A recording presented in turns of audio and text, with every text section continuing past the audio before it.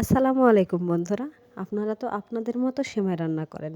একবার আমার মতো সেমাই রান্না করে দেখবেন, খুব ভালো লাগবে।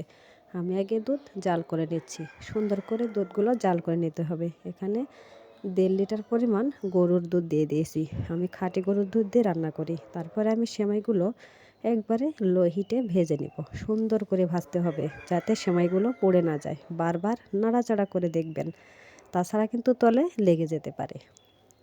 এরকমভাবে রান্না করলে মাশাল্লাহ খেতে যে এত টেস্টি হয় কল্পনাও করতে পারবেন না। এবারে আমি দিয়ে দিলাম চিনি।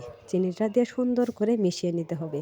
আস্তে আস্তে জাল করে সুন্দর করে এরকমভাবে মিশিয়ে নেবেন। দেখেন কালার মাশাল্লাহ অনেক সুন্দর হয়েছে। এখানে আমি কোনো কিছুই অ্যাড করব না, কোনো কালার অ্যাড করব না। তারপরে দিয়ে দিলাম গুঁড়া দুধ। 2-3 চামচ পরিমাণ গুঁড়া দুধ দিয়েছি। আমি আবারও সুন্দর করে মিশিয়ে নিলাম। তারপরে ভাজা হয়ে গেলে বাটির মধ্যে সুন্দর করে একবারে মিশিয়ে নিয়েছি। তারপরে দিয়ে দিলাম জাল করে রাখা দুধগুলো। এবারে কিশমিশ, বাদাম, খেজুর সবগুলো দিয়ে সুন্দর করে পরিবেশন করতে হবে। মাশাল্লাহ, ভিডিওটি ভালো লাগলে অবশ্যই লাইক, কমেন্ট, শেয়ার করতে কিন্তু ভুলবেন না বন্ধুরা। সবাইকে ঈদের অনেক অনেক শুভেচ্ছা। ঈদ মোবারক, ঈদ মোবারক, ঈদ মোবারক। আমার পরিবারের পক্ষ থেকে সবাইকে জানাই ঈদের শুভেচ্ছা, ঈদ মোবারক। সবাই ভালো থাকবেন। আল্লাহ হাফেজ।